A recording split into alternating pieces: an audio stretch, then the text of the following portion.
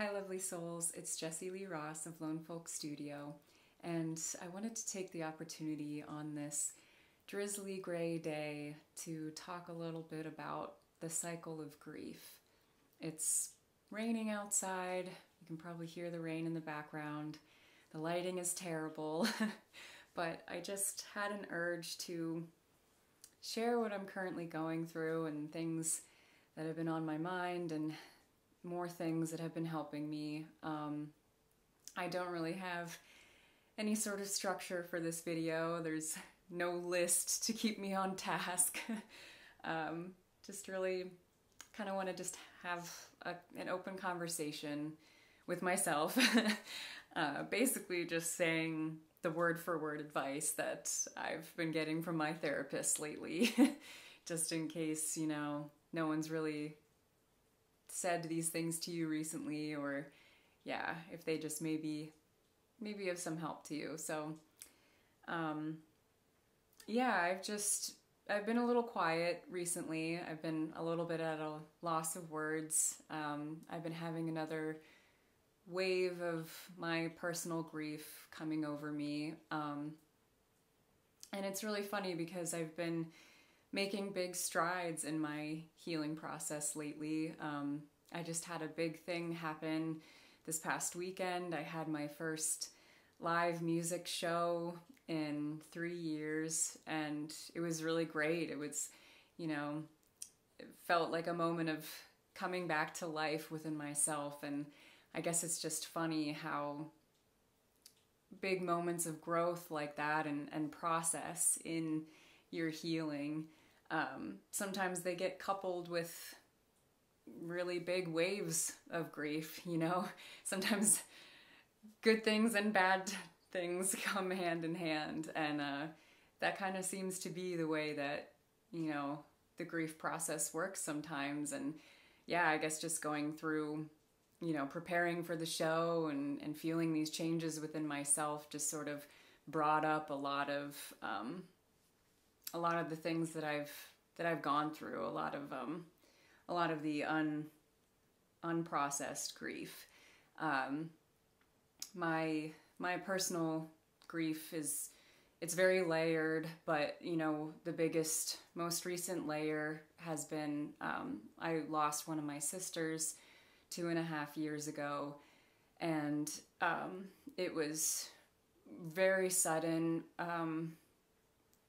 very unexpected, and really just kind of put me into a state of shock pretty much immediately.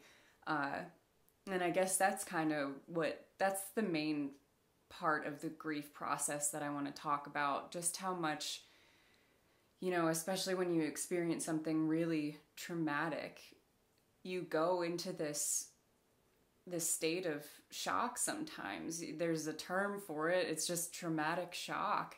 And you go into a time of numbness. And I think I've been numb for the better part of 2.5 years. And it's hard when you start to wake up from that numbness. That numbness in the first place it's your brain trying to protect you. From the moment something happens, your brain goes into survival mode, and it's just trying to protect you from something that just is kind of too big to process. There's kind of it's not a choice, it's just a split-second moment where your brain is just like, nope, this is too much, shut down, dissociate, go numb, and just focus on the main survival tools of eating, sleeping, if those things can even happen. But point being, you go into a state of numbness, and it's hard because like I said, it's not a choice for that to happen, and you also don't get to choose how long that lasts for. And that's where I'm finding myself right now, 2.5 years later. I'm kind of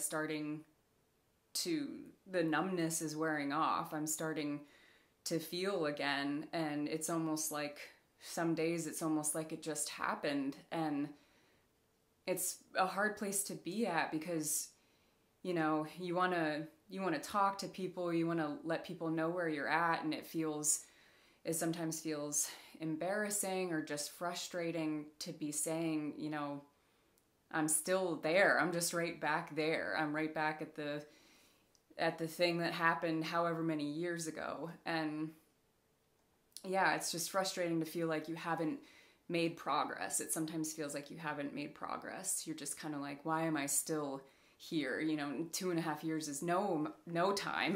That's barely any time at all. But it feels like a long time. And I'm someone who really struggles with being really hard on myself and impatient with myself. And I guess, yeah, just my advice in this is just to be gentle with yourself with wherever you are at. And you don't, in the grieving process, you don't get to choose where you're at. And, you know, you've heard this a million times. It's not a linear process. It's not, there's no time stamp on grieving, and every single person is going to be different. And you don't get to choose when you feel certain things. You just have to know that that's where you're at, and you are, you know, feeling. As much as it sucks to feel, you have to remember that feeling is progress. That is healing. That's, you know, the shock wearing off. You know, I like to think of it as I'm like a waking limb right now. You know, it doesn't matter how long the limb has been asleep. When the blood starts flowing again, it's gonna fucking hurt. And yeah, you also don't get to say how long you'll be in that phase. And that's where I'm at. It's a really frustrating place to be at, because I'm like, I want to just feel like I'm making progress. And yeah, pretty much my therapist just keeps telling me, you know, you want to lean into the feelings. The feelings are where the healing is at. I just kind of came up with that. That's interesting. Yeah. Anyway, yeah, you don't get to choose how long you're in any phase. You just have to be gentle with yourself with wherever you're at, and recognizing just how much, you know, it was a big deal what happened to you, and you can't judge yourself for wherever and however you have been dealing with it, you know, especially when something like your own brain's defense mechanism and survival mode kicks in. You know, all you can do is just be aware of where you are, be aware of what you're feeling, what you need to feel, and just what's kind of going on inside of you. And yeah, just be gentle with yourself, because it's a crazy process, and there's no guidelines to whatever is going to happen for however long. You know, each person is different, and you just have to take good care of yourself through it. And, you know, I know a lot of people, the reason I wanted to make this video is I know a lot of people have been through so much in the past couple years. You know, yeah, whether you lost someone, whether, you know, relationships changed, you know, grief takes many forms is my point. There's many forms of grief. And if we talk about the past couple years, the entire collective of humanity has experienced a really crazy type of grief. You know, we are all right now grieving the loss of life and community pre-pandemic. So everyone at this point in time is experiencing some form of grief, and it's really important, if we're going to come out of this on the other end, you know, stronger, hopefully, but really just surviving, coming out on the other side of grief. You just have to be gentle, patient, and aware of what's going on inside of you. And yeah, just know that it was a big deal. It's a big deal what we've all gone through. It's been a chaotic couple of years, and I think we're all sort of in the point right now where things are starting to settle. You know, life isn't really back to how it was before, but things are starting to settle. It's been a long enough amount of time that we're starting to process what exactly happened. And yeah, we just can't be impatient with ourselves and frustrated that we're still at where we're at, because you just, you are where you are, and life is a crazy thing, grief is a crazy thing, and it just doesn't help anyone if you're judgmental with yourself about what cycle you're currently in. Yeah, you just gotta be honest with yourself and do the self-care and the hard work to come out the other side.